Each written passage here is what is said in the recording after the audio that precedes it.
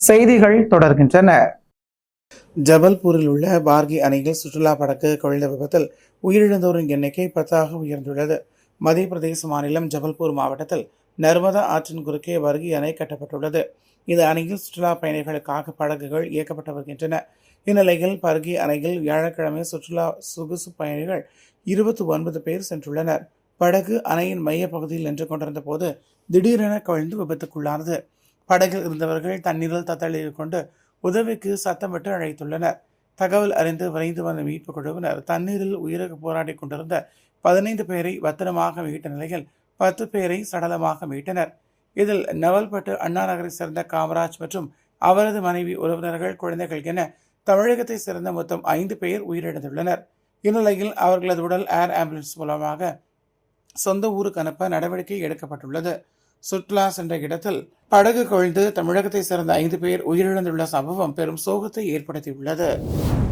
திருப்பத்தூர் அருகே ஜோலார்பேட்டை அருகே அரை அடி இடப்பிரச்சினைக்காக சிறுமி மீது கொலை தாக்குதலில் ஈடுபட்ட சம்பவம் அப்பகுதியில் அதிர்ச்சியை ஏற்படுத்தியுள்ளது.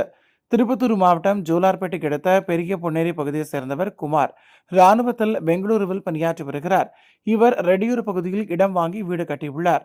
அந்த வீட்டில் குமாரின் மனைவி சிவசக்தி மற்றும் பிள்ளைகள் திவ்யா மற்றும் தருண் ஆகியோர் வசித்து வருகின்றனர். இவரின் அரை அடி இடத்தை அருகில் உள்ள சிவராம் என்பவர் சேர்த்து கட்டியுள்ளதாக கூறப்படுகிறது.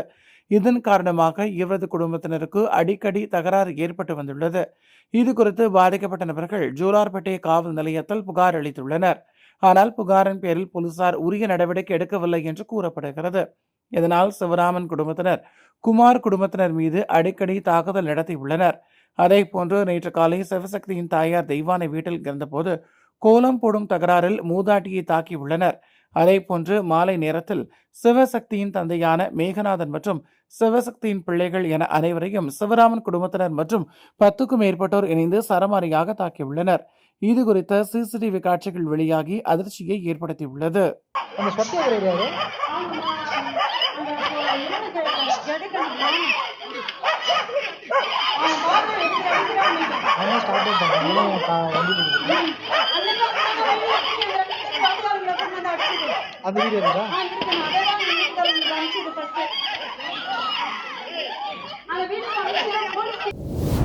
பரபரப்பான அரசியல் சூழலில் நடைபெறும் முக்கிய நிகழ்வுகளை சிறப்பு செய்தியாக பார்க்கலாம்.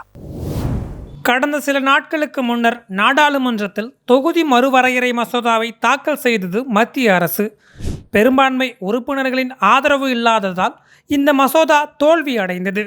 இதற்கு முக்கிய காரணமாக அமைந்தது திமுக, திரிணாமுல் காங்கிரஸ், சமாஜ்வாதி மற்றும் ஆம் ஆத்மி கட்சியைச் சேர்ந்த உறுப்பினர்கள் பாஜகவின் மசோதாவிற்கு எதிராக வாக்களித்ததுதான்.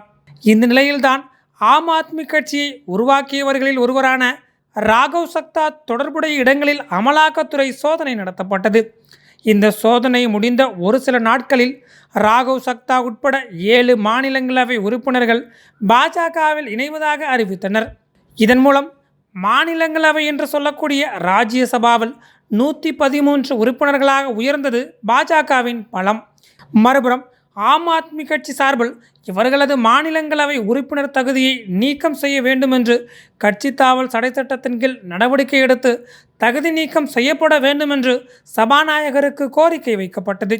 ஆனால் சபாநாயகரும் மாநிலங்களவை தலைவருமான CP ராதாகிருஷ்ணன் இந்த கோரிக்கையை நிராகரித்ததோடு அவர்கள் 7 பேரும் பாஜகவில் இணைவதற்கான ஒப்புதலையும் அளித்தார். கட்சி தாவல் தடை சட்டத்தின் கீழ் அவர்களின் மாநிலங்களவை உறுப்பினர் பதவியை ரத்து செய்யாமல் எப்படி அதே பொறுப்புடன் பாஜகவில் இணைத்தனர் என்ற கேள்வி எழுந்தது. அதாவது ஆம் ஆத்மி கட்சியின் MP சஞ்சய் சிங் என்பவர் அரசியலமைப்பின் அட்டவணையின் 4 கீழ் இந்த இணைப்பை எதிர்த்து CP ராதாகிருஷ்ணனிடம் முறைப்படி மனு அளித்தும் அதை ஏன் நிராகரித்தார் என்ற கேள்வியும் எழுந்தது. இருப்பினும் ஒரு கட்சியின் 2/3 பங்கு உறுப்பினர்கள் மற்றொரு கட்சியுடன் இணைந்தால் தகுதி நீக்கம் செய்ய முடியாது என்று 10வது அட்டவணை குறிப்பிடுகிறது.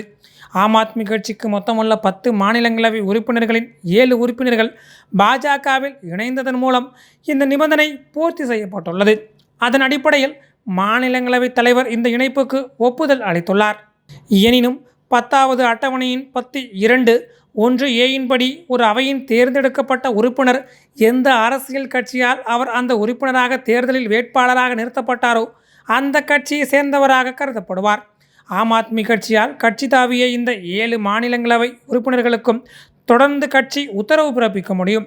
இந்த அடிப்படையில் தாக்கல் செய்யப்படும் எந்த ஒரு தகுதி நீக்க மனு மீதும் மாநிலங்களவை தலைவரே முடிவெடுப்பார் என்பது குறிப்பிடத்தக்கது. மாநிலங்களவையிலும் பாஜகவின் பலம் அதிகரித்திருப்பதன் மூலம் இனி அவர்கள் கொண்டு வரும் ஒரு மசோதாவை எளிமையாக மாநிலங்களவையில் நிறைவேற்றும் சூழலும் உருவாகியிருப்பதாக சொல்லப்படுகிறது. இதனிடையே தமிழ்நாட்டின் கூவத்தூர் ஃபார்முலாவை பாஜக இந்திய அளவில் பயன்படுத்தலாம் என்ற அச்சமும் மற்ற அரசியல் கட்சிகளிடமும் ஏற்பட்டிருக்கிறது. தமிழ்நாட்டின் பல்வேறு பகுதிகளில் நடைபெற்ற முக்கிய நிகழ்வுகளை உங்க ஊர் செய்திகள் பகுதியில் தற்போது சுருக்கமாக பார்க்கலாம். முருகனின் அறுபடை வீடுகளில் 2ஆம் படை வீடான திருச்செந்தூர் சுப்பிரமணிய சுவாமி கோவிலுக்கு நாள்தோறும் ஏராளமான பக்தர்கள் வருகை தருவார்கள். தற்போது கோடை விடுமுறை விடப்பட்டுள்ள நிலையில் தமிழகத்தின் பல்வேறு பகுதிகளில் இருந்து தினம்தோறும் பல்லாயிரக்கணக்கான பக்தர்கள் வருகை தந்து முருகனை தரிசனம் செய்து வருகின்றனர். கோவில் முன்புள்ள கடல் அவ்வப்போது உள்வாங்கியும் சீற்றத்துடனும் காணப்படுவது வழக்கமாக இருந்து வருகிறது. இந்நிலையில் நேற்றைய தினம் பௌர்ணமி என்பதால் இன்று கடல் உள்வாங்கி காணப்படுகிறது. இதனால் அதிக அளவு பாசி படைந்த பாறைகள் வெளியே தெரிந்துள்ளது. இதனையடுத்து கோவிலுக்கு வருகை தந்த பக்தர்களும் கடலில் நீராடும் பக்தர்களும் ஆபத்தை உணராமல் கடல் உள்வாங்கிய பகுதியில் நீராடியும் புகைப்படம் எடுத்தும் சென்றனர். சென்னை அண்ணா அறிவாலயத்தில் தமிழ்நாடு வணிகர் சங்கங்களின் பேரமைப்பு தலைவர் விக்ரமராஜா தமிழ்நாடு முதலமைச்சர் மு க ஸ்டாலினை சந்தித்து வருகிற 5ஆம் தேதி நடைபெறவுள்ள 43வது தமிழ்நாடு வணிகர் சங்கங்களின் பேரமைப்பு மாநில மாநாடு அழைப்புகளை வழங்கினார். பின்னர் செய்தியாளர்களை சந்தித்த அவர் 43 மாநில மாநாட்டில் சாமானிய மனிதர்களை பாதுகாப்பதற்கு ஒரு சிறப்பு சட்டத்தை நிறைவேற்ற வேண்டும் என்பதை வலியுறுத்தியுள்ளோம். இந்த மாநில மாநாடு ஒரு திருப்புமுனை மாநாடாக அமையும், வியாபாரிகளுக்கு இழப்பு போக்கக்கூடிய மாநாடாக அமையும் என கூறினார். மத்திய அரசு கேஸ் சிலிண்டர் விலை மிக கணிசமாக உயர்ந்திருக்கிறது.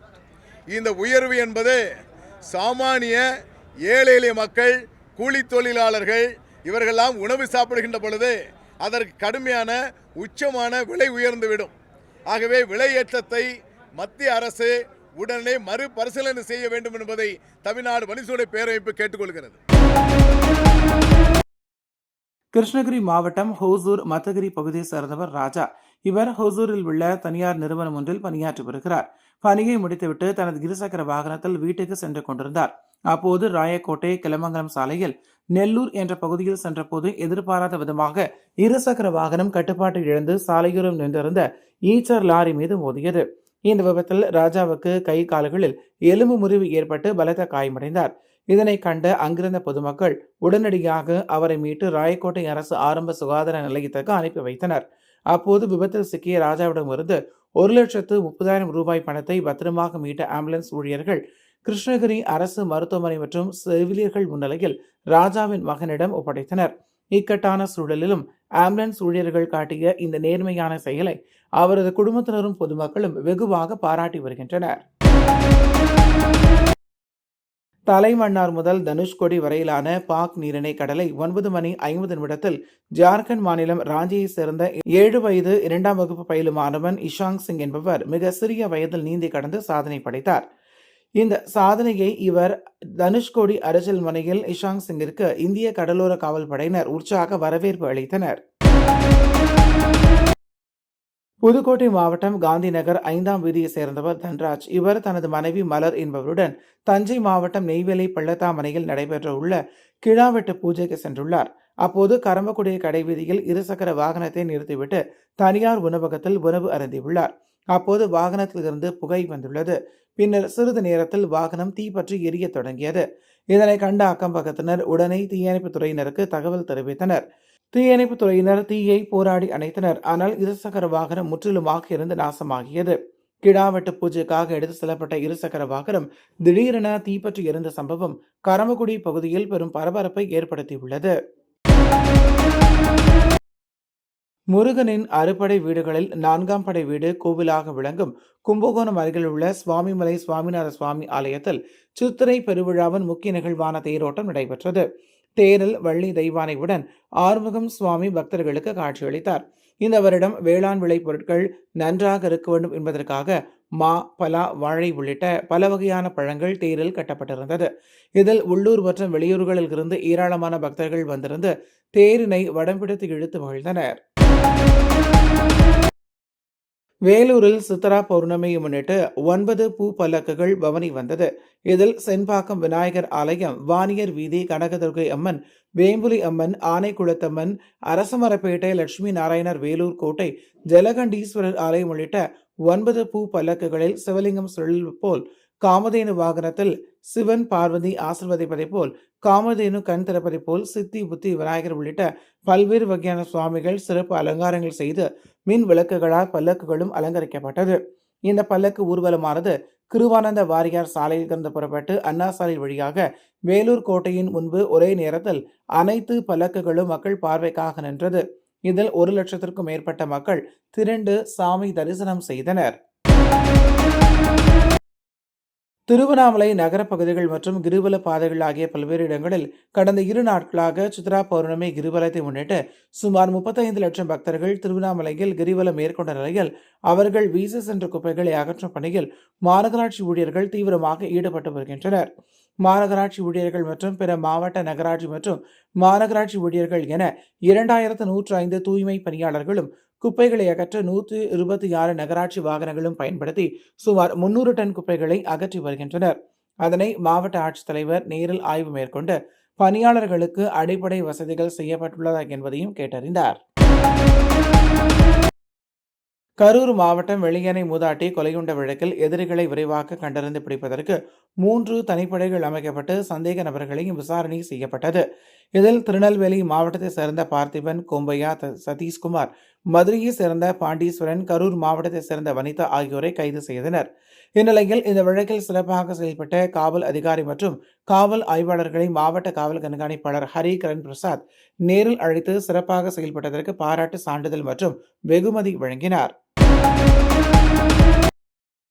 நடந்து முடிந்த சட்டப்பேரவைத் தேர்தலின் வாக்கு எண்ணிக்கை நாளை மறுநாள் நடைபெற உள்ள நிலையில் மதுரை வடக்கு மற்றும் தெற்கு ஆகிய தொகுதிகளின் வாக்கு எண்ணிக்கை மதுரை தியாகராஜர் இன்ஜினியரிங் கல்லூரியில் நடைபெற இருப்பதால் அங்குள்ள ஒரு அறையில் மின்னணு வாக்குப்பதிவு இயந்திரங்கள் வைக்கப்பட்டு அந்த அறை பலத்த போலீஸ் பாதுகாப்பும் சிசிடிவி கண்காணிப்பும் ஏற்பாடு செய்யப்பட்டுள்ளது.